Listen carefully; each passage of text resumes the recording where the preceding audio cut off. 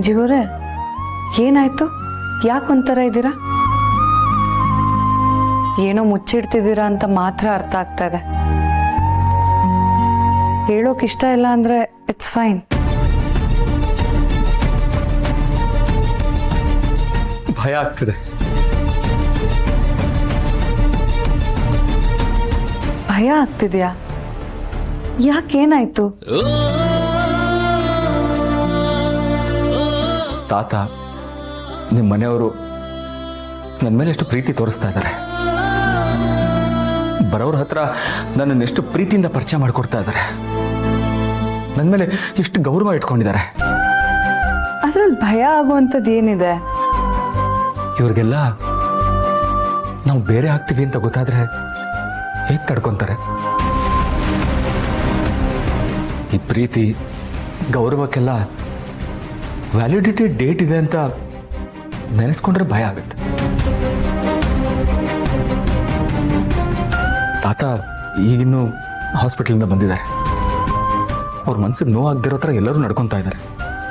ಅಂಥದ್ರಲ್ಲಿ ಈ ವಿಷಯ ಗೊತ್ತಾಗ್ಬಿಟ್ರೆ ಅನ್ನೋ ಭಯ ಆಗ್ತಿದೆ.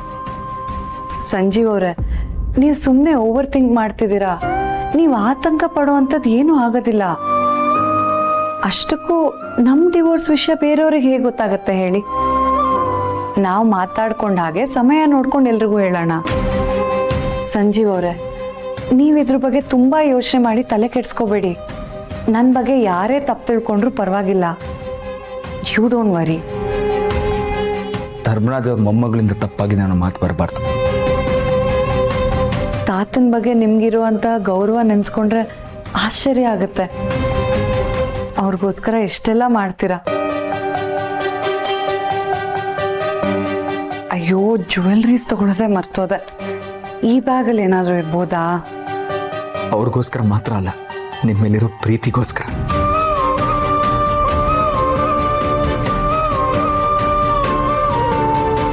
ಸಂಜೀವ್ ಅವರೇ, ನೀವು ಈ ಎಕ್ಸಾಮ್ ಪೇಪರ್ಸ್ ಕರೆಕ್ಷನ್ಗೆ ಅಂತ ತಗೊಂಡ್ಬಂದಿದ್ರಿ ಅಲ್ವಾ? ಕರೆಕ್ಷನ್ ಮಾಡಕ್ ಟೈಮೇ ಸಿಗ್ಲಿಲ್ಲ, ಸಾರಿ. ಹಾಗೇನಿಲ್ಲ ಸಂಜೀವ್ ಅವರೇ, ಈ ಪೇಪರ್ಸ್ನೆಲ್ಲ ನೀವೇ ಜೋಡಿಸ್ಕೊಳ್ತೀರಾ? ನಾನು ಕೆಳಗೆ ಹೋಗಿರ್ತೀನಿ, ಆಮೇಲೆ ಏನಾದರೂ ಮಿಸ್ ಆಗೋದ್ರೆ ಕಷ್ಟ. ಪರವಾಗಿಲ್ಲ, ನಾನು ಜೋಡಿಸ್ಕೊಂತೀನಿ. ಸರಿ, ಬೇಗ ಬನ್ನಿ ಆಯ್ತಾ?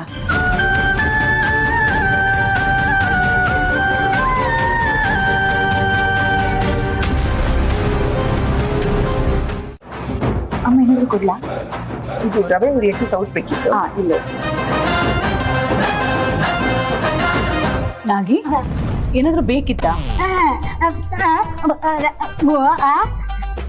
ನಾದಕ್ಕೆ ಒಂದ್ ಕೆಲ್ಸ ಮಾಡಿ, ಅಲ್ಲಿ ಕಾಯಿ ತಗೊಂಡು ತುರಿರಿ, ಪ್ರಸಾದಕ್ ಬೇಕು.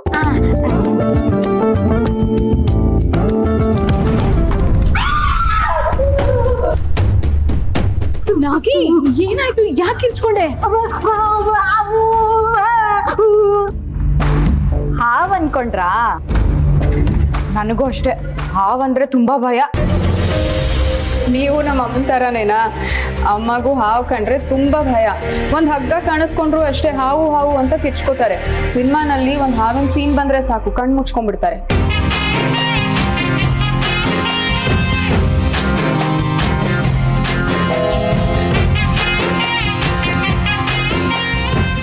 ಏನಮ್ಮ ಇದು? ಎಲ್ಲರೂ ಸೇರ್ಕೊಂಡು ಒಂದು ದೊಡ್ಡ ಫ್ಯಾಮಿಲಿ ಗಾಸಿಪ್ ಮಾತಾಡ್ತಾರೆ ಅನ್ಕೊಂಡ್ರೆ ಇವರೇನು ಒಳ್ಳೆ ಹಲ್ಲಿ ಹಾವು ಅನ್ಕೊಂಡು. ಯಪ್ಪ ಯಕ್. ಶೋಭಿ, ಅವ್ರು ಏನಾದರೂ ಮಾತಾಡ್ಕೊಳ್ಳಿ, ನಮ್ಗೆ ಯಾಕೆ? ನಮ್ಗೆ ಅದೆಲ್ಲ ಕಣೆ ಮುಖ್ಯ. ಇವರೆಲ್ಲ ನಮ್ಮ ಮನೆಗೆ ಬಂದಿದ್ದಾರಲ್ಲ, ಅದು ಮುಖ್ಯ. ಅಂದರೆ ವಿಮಲಾ ವಾಪಸ್ ಮನೆಗೆ ಬರಲಿ. ಬಂದಿದ್ದವ್ರನ್ನೆಲ್ಲ ನಿನ್ನ ಸೊಸೆ ತನ್ನ ಕೈಯಲ್ಲಿ ಹಿಡ್ಕೊಂಡಿದ್ಲು, ಮಗನ್ನ ಸೆರಗಲ್ಲಿ ಗಂಟು ಹಾಕಿ ಇಟ್ಕೊಂಡಿದ್ಲು ಅಂತ ಚೆನ್ನಾಗಿ ಹೇಳ್ತೀನಿ. ಸೊಸೆ ಮೆರೆದಿದ್ದೇನು ಅಂತ ಹೇಳಿದ್ರೆ ಆಮೇಲಿದೆ ನೋಡು ಹಬ್ಬ. ನನಗಂತೂ ಧರ್ಮಣ್ಣ ನಿಮ್ಮ ನೋಡಿ ತುಂಬಾ ಖುಷಿ ಆಯ್ತು. ಈಗ ನಮ್ಮಿಬ್ರಲ್ಲಿ ಯಾರಿಗೆ ಜಾಸ್ತಿ ಖುಷಿ ಅಂತ ಪೈಪೋಟಿ ಇಟ್ರೆ ನನ್ನನ್ನು ಮೀರ್ಸೋನು ಯಾವನೂ ಇಲ್ಲ. ನಿಜ ಶ್ರೀನಿವಾಸ, ನಿಮ್ಮನ್ನೆಲ್ಲ ನೋಡಿದ್ಮೇಲೆ ನನಗೆ ನನ್ನ ಬಾಲ್ಯ ಮತ್ತೆ ವಾಪಸ್ ಬಂತೇನೋ ಅಂತ ಅನ್ಸೋಕೆ ಶುರುವಾಗ್ಬಿಟ್ಟಿದೆ. ನೀನ್ ಹೆಂಡ್ತಿ ಲಕ್ಷ್ಮೀ ಇದ್ದಾಳಲ್ಲ, ಅವಾಗ ತುಂಬಾ ತಲೆ ಹರಟೆ ಅವಳು. ಓಹೋ, ನಾನು ನರಸಿಂಹ ಮನೆ ಬಿಟ್ಟು ಹೋದ್ರೆ ಸಂಜೆ ಆದ್ರೂ ವಾಪಸ್ ಬರ್ತಿರ್ಲಿಲ್ಲ. ಆದ್ರೆ ಈ ಲಕ್ಷ್ಮಿ ಬಿಡ್ತಿರ್ಲಿಲ್ಲ, ನಾವ್ ಎಲ್ಲಿ ಹೋದ್ರು ಹುಡ್ಕೊಂಬರೋಳು. ಈ ರಾಖಿ ಹಬ್ಬ ಬಂದ್ಬಿಟ್ರಂತೂ ನನ್ನ ನರಸಿಂಹನ ಒಟ್ಟಿಗೆ ಕೂರಿಸಿ ರಾಖಿ ಕಟ್ಟಿ ಆರತಿ ಎತ್ತಿ ಸಿಹಿ ತಿನ್ಸೋವರೆಗೂ ಬಿಡ್ತಾನೆ ಇರಲಿಲ್ಲ ಅವಳು. ಈ ನರಸಿಂಹ ಏನ್ ಕಮ್ಮಿ ಅಲ್ಲ, ಬಹುಶಃ 3 ದಿವಸಕ್ಕೊಂದ್ಸಲ ತಂಗಿನ ನೋಡಕ್ಕೆ ಅಂತ ಓಡ್ ಬಂದ್ಬಿಡ್ತಾನೇನಲ್ಲ.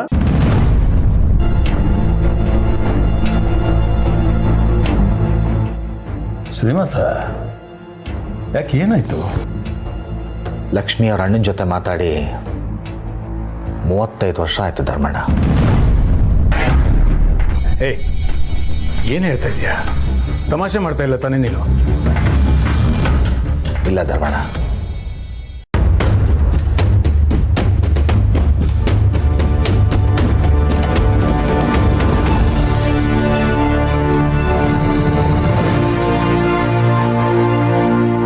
ಅವತ್ತು ಅವ್ರ ಅಣ್ಣನ ತಲೆಗೋದ ಕೋಪ ಆಲದ ಮರದ ಥರ ಬೆಳೀತಾನೆ ಇದೆ.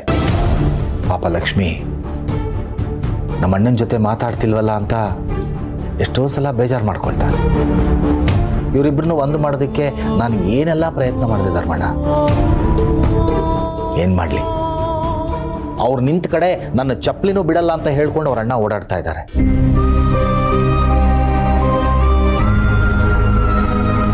ಬೇಜಾರು ಮಾಡ್ಕೋಬೇಡ ಶ್ರೀನಿವಾಸ, ಎಲ್ಲದಕ್ಕೂ ಒಂದು ಒಳ್ಳೆ ಟೈಮ್ ಬಂದಿದೆ ಅಂತ ಅನ್ಸುತ್ತೆ. ಅವನ ನಂಬರ್ ಇದೆಯಾ ನಿನ್ನ ಹತ್ರ? ಯಾಕೆ? ಅವನ್ನ ಇಲ್ಲಿ ಕರಿತೀನಿ, ನಾನು ಕರೆದ್ರೆ ಖಂಡಿತ ಬಂದೇ ಬರ್ತಾನೆ. ಬೇಡ ಧರ್ಮಣ್ಣ, ನೀವು ಕರೆದ್ರೆ ಅವ್ರು ಇಲ್ಲಿಗೆ ಬರ್ಬೋದು, ಅದು ನಿಜ. ಆದರೆ ನಾವಿಲ್ಲಿದ್ದೀವಿ ಅಂತ ಗೊತ್ತಾದರೆ ನಿಮ್ಮೇಲೂ ಕೋಪ ಮಾಡಿಕೊಂಡು ಮಾತಾಡೋದನ್ನು ನಿಮ್ಮ ಜೊತೆನೂ ಬಿಟ್ಬಿಡ್ತಾರೆ. ನನ್ನ ಅವನ ಸ್ನೇಹ ಎಂಥದ್ದು ಅಂತ ನಿನಗೆ ಗೊತ್ತಿಲ್ಲ. ನೀ ನಂಬರ್ ಹೇಳು. ಬೇಡ ಧರ್ಮಣ್ಣ, ಅದು ಸರಿ ಹೋಗಲ್ಲ. ನಂಬರ್ ಹೇಳು ಅಂದೆ ಅಲ್ವಾ ನಿನಗೆ?